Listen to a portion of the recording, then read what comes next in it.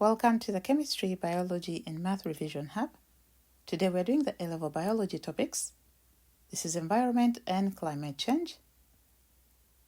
So beginning with transfers between trophic levels. Food chains are feeding interactions. They involve multiple trophic levels, as we can see here. Trophic levels are feeding levels linked in a food chain. And in a food chain, there are producers, like we can see here. There are primary consumers, secondary consumers, tertiary consumers, and sometimes there are some quaternary consumers. So here we can see the grass, the producer. The grasshoppers are the primary consumers.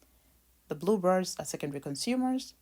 The tertiary consumer is the snake, and the apex predator, which could be the quaternary consumer, is going to be the all in the first food chain. Then we see also the decomposers. So producers, these make food. They're mainly photosynthetic plants and algae, like we see the grass. Primary consumers, like the grasshopper, these are organisms that feed on producers. They are mainly herbivores. Secondary consumers are animals that feed on herbivores, and these are mainly carnivores, like we see the bluebird.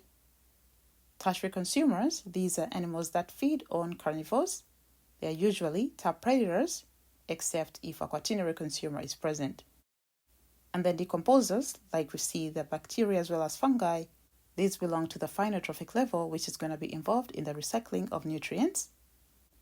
Moving on to food webs, these describe the interconnected food chains, and they involve organisms that feed on more than one food source, and they can be eaten by various organisms. So we can see in this food web there are multiple food chains. For example, we have the grass going to the mouse and then going to the hawk, or the grass, the mouse, and then going to the owl. We also have the grass going to grasshopper, going to frog and snake, and then the hawk. So basically, there are multiple food chains within this specific food web. It shows an interconnection of multiple food chains. Going on to pyramids, the first one is a pyramid of numbers. This shows the changes in the numbers of organisms across different levels in a food chain. As you can see here, grass is more abundant than caterpillars, which are more abundant than the bluebirds.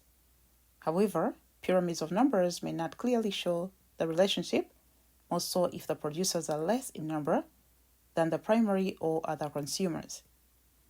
The example is that of an oak tree and the aphids feeding on the oak tree.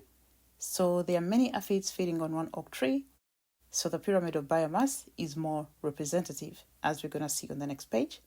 Here we can see that even though the oak tree is just one, there is sufficient biomass to sustain the trophic levels higher on in the feeding relationship. There are multiple aphids, but when we consider the pyramid of biomass, it shows greater representation because even though the oak tree is one, there is more biomass in the one oak tree to sustain all the trophic levels above. Moving on to pyramids of energy. As we have seen, pyramids of biomass have limitations of not considering instantaneous results. So this is going to be solved using pyramids of energy. As we can see in this figure, it shows the amount of energy stored in organisms at every trophic level. Energy decreases as we move from one feeding level to the next because of energy losses. These losses could be due to respiration, uneaten parts, undigested parts, excretion, and many more. And as we can observe, it's just about 10% of the energy present in the previous trophic level that is passed on to the next trophic level. Like I've already explained, energy losses occur due to respiration, excretion, undigested material, ingestion, and so on. Efficiency of energy transfer is going to vary from 0.1 to 80% in different levels of the food chain. So in this scale, we can see the total in and the total out are not the same.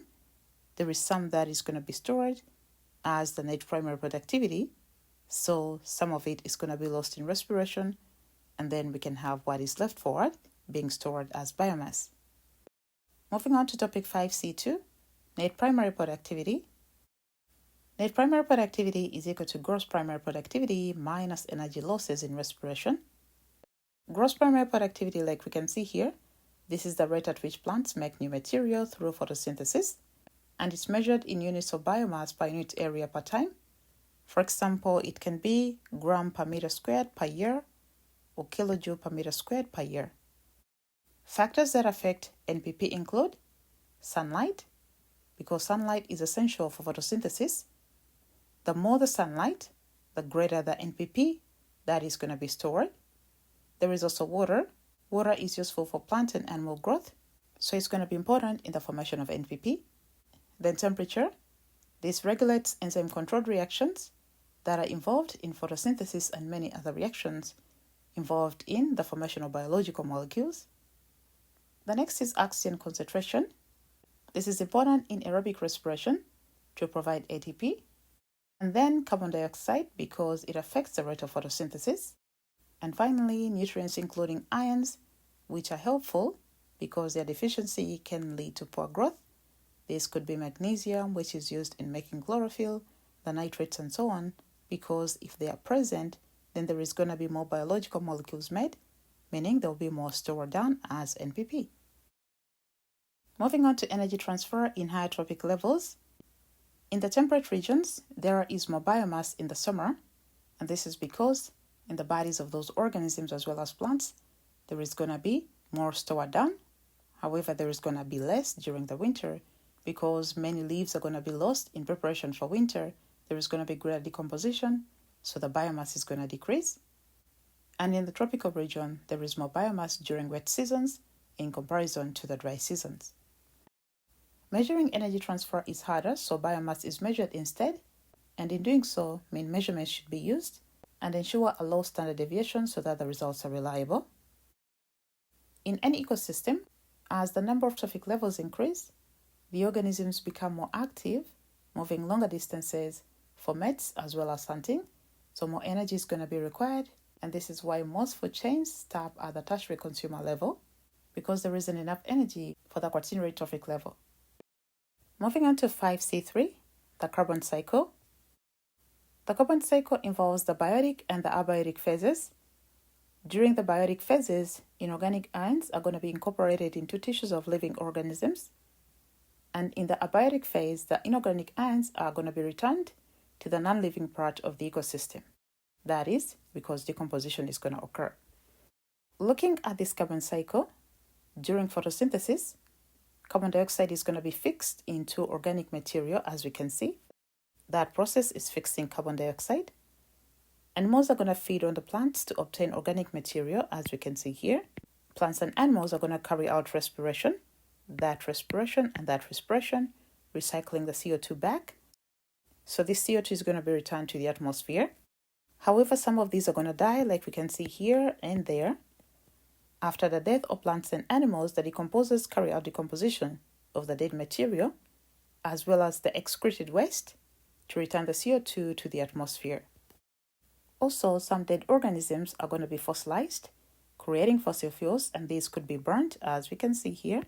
These could be burnt in this process, and CO2 is going to be returned to the atmosphere.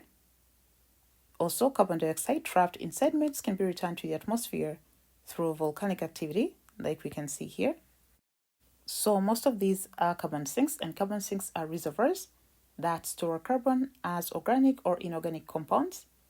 They can include the soil where we have humus, in the rocks where we have limestone, in the ocean where most CO2 is going to be stored, in shells where it's going to be stored as calcium carbonate because there is carbon in the carbonate, as well as in the coral reefs. Moving on to topic 5C4, the greenhouse effect and climate change. Carbon dioxide is a greenhouse gas. It traps the infrared radiation bouncing off the surface of the Earth. It's going to retain the heat closer to the surface of the Earth, and this is going to cause a rise in the global temperatures. Other greenhouse gases include methane, there is water vapor, ozone, sulfur dioxide, nitrogen dioxide, as we can see here. Next, we go to global warming and climate change. And as we can see for the polar bears, there is going to be loss of habitats. Here we can see fires, we can see flooding, we can see change in weather patterns as well as desertification here. So global warming is going to be a measurable increase in the Earth's temperature. And in the past, both global warmings and global coolings have occurred. Most evident global warming is due to human activity. Climate is the average weather in a relatively large area over a long period of time. And when they measure these, they can use the mean temperatures, precipitation, which could include rainfall, snow, and so on. they can measure the wind, humidity, atmospheric pressure, and many more. And this is usually measured over a period of 30 years. The other definition relating to this is weather, and weather is the conditions of the atmosphere at any particular time. It could be sunny in the morning, maybe windy in the afternoon, and it could be snowy in the evening, so the weather can change in various ways on a single day, but the climate does not necessarily change within a shorter period of time. So in this image, due to an increase in global temperatures, climate change has occurred and it has led to the habitat loss, the extreme weather patterns, and so on. Moving on to the role of methane. Methane is produced by ruminant animals as well as bacteria that live in waterlogged areas, like the rice paddy fields. It could lead to worse global warming effects. So due to the increased demand for meat as well as for food like rice, the methane concentration is slowly increasing. Moving on to 5C5, this is about looking for evidence. From evidence, there is increase in carbon dioxide and other greenhouse gases. The global temperatures have also increased. The global climate is changing, and we can see extreme weather patterns are very common. So these are observed from evidence due to experiments carried out or due to various recordings that are being carried out. Looking at the temperature records, as you can see here, there is a general increase in the land and ocean surface temperatures with time. And from about, I would say between 1950 to 2000, within this range here, we can see there is a bigger increase due to increased industrialization and human activity. We can also observe that from this hockey stick graph, this was initially not that changed until we saw the exponential rise here. So this tells us there is an increase in the global temperatures, and this is like in the exponential phase. There is a lot of oscillation, or the error bars are going to be quite big, so these results cannot be that consistent. Although as we approach this area, we see those error bars are becoming smaller, so these results around this area are more believable than the results from these temperature records taken so many years ago. In looking for evidence about climate change, data can be taken using proxies. These include frozen isotopes and temperature records, like in ice cores. They can do dendrochronology using tree ring growth. They can use peat bog records, like pollen and so on, and then they can also use coral reefs. Looking at the first one, which is frozen isotopes and temperature records, scientists can drill deeper into the ice and analyze the air trapped in the different layers. Remember, the air could contain oxygen as well as carbon dioxide. The ice is going to be melted and the proportions of oxygen isotopes are going to be analyzed. The oxygen 18 as well as oxygen 16 are going to reflect the temperatures at the time of the formation of the ice layers. Also, carbon dioxide levels in the atmosphere around the time of the ice formation can be measured from the cores. In this graph, we can see some results, and there is evidence of various global warmings and global coolings from the past. The next part is about dendrochronology. Dendrochronology is used to estimate the age of trees by studying the number of rings. Trees increase in width as they get older by cell division in the layer in their trunks. Usually when water and conditions are favorable, the new cells formed are going to be large. The cells produced in difficult conditions are smaller, meaning there is going to be a transition every spring because the layers formed or the cells formed in spring are going to be kind of bigger, so we can be able to distinctively tell between the rings. So clear rings can be formed due to this, and each ring is an approximation of a full growth year in the temperate regions. This method may not be useful in the tropics because usually conditions are favorable, and sometimes two rings can form in 1 year. So to obtain the data, a borer is going to be used to sample the trunk. Sometimes dendrochronology can be accompanied with coral reef data to show if there is agreement within the results, because some of these results are kind of erroneous, so we need to compare maybe two different proxies to see if there is agreement so that we can conclude on the validity of the data. Moving on to peat bog records. Peat bogs are filled with partially decomposed plant material. In the bog, the conditions are usually acidic. Due to this, there is going to be partial decomposition of the material that is deposited in there. So some organic molecules are going to be still undecomposed, and the bog can be sampled in order to test for the material. Usually, when they sample, they can collect or check for pollen from the peat bogs. This can be used to study plants that grew when the bog was formed, or that specific layer of the bog was formed.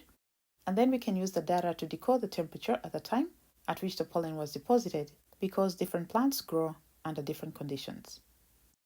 Looking at evidence from carbon dioxide, so there is evidence that the CO2 concentration is increasing. In topic 5C6, the global warming debate, there is a lot of data that shows that there is increase in CO2 concentration. There is also evidence that shows a correlation between the CO2 concentration and the temperature, or the rise in temperature.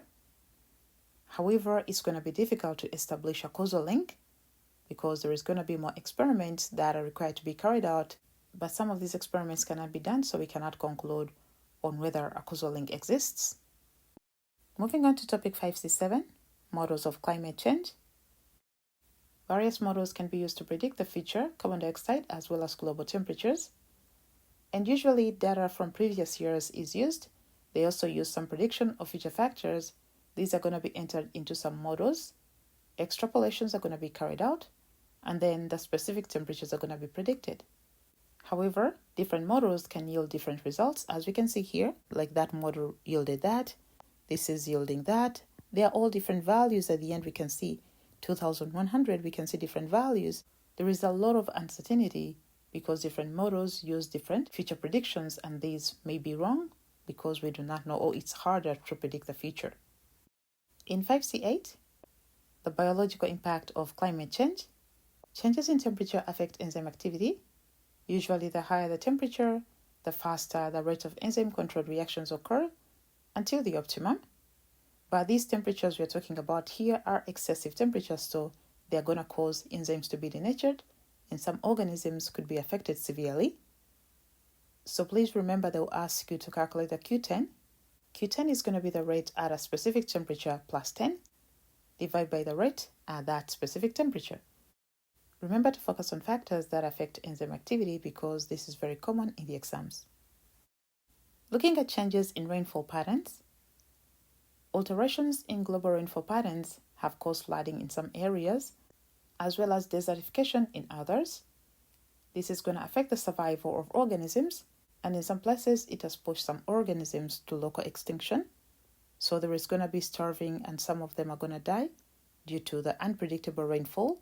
Sometimes the rainfall is much or it's not. Survival and distribution of organisms is going to be affected.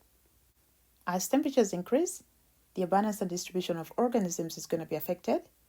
Some organisms are going to be pushed to areas where the conditions are more favorable. For example, we talked about the north becoming warmer, so organisms that previously inhabited the tropics are going to move towards the warmer areas, leaving the harder regions, and this is going to lead to migration of pests in areas where those pests were never existent. Moving on to topic 5C9, climate change and evolution. Climate changes act as selection pressure. So if organisms are more varied, these are going to be able to adapt, they will survive. But those that are less varied, usually they die. For example, organisms that live in the tropics, they are less adapted to variations in temperature. So if conditions change, they could be affected badly. Also, the allele frequency of the organisms that survive is going to increase, and that is going to shift the dynamics of the specific areas. So there are various forms of isolation, and this can lead to speciation. Allopatric speciation, this is because there is a geographical barrier. Organisms are separated in different areas. There is no gene flow between them, so over time, they become different species. There is also sympatric speciation. This is due to reproductive isolation. There is no gene flow between the organisms, but these organisms are within the same area. So there could be maybe the reproductive organs have changed. Those are mechanical issues. Maybe there is behavior changes like the courtship patterns or courtship rituals. I could call these rituals. Courtship rituals are different, so it's harder for the organisms to understand each other in order to be able to mate. So gene flow will be prevented. There are seasonal changes, and these are going to affect the life cycles. For example, maybe organisms are going to reach heat earlier than the others, so the cycle is going to be changed and they can never reach heat at the same period of time, so they will not be able to mate with each other. And over time, there is going to be isolation or reproductive isolation, no gene flow, and they can change to become different species. Moving on to topic 5C10, What can be done? This is about decision making and the solutions to the problems that we have. This is about decisions by politicians and leaders about carbon emissions. Alternative fuel solutions could be carried out. Legislation against violators should also be done. They should come up with plans that are sustainable, like sustainable farming, methods of obtaining resources in ways that minimize the impact on the environment, as well as carrying out reforestation, and this is going to replace the carbon sinks that have been removed in order to overcome the negative effects on the environment.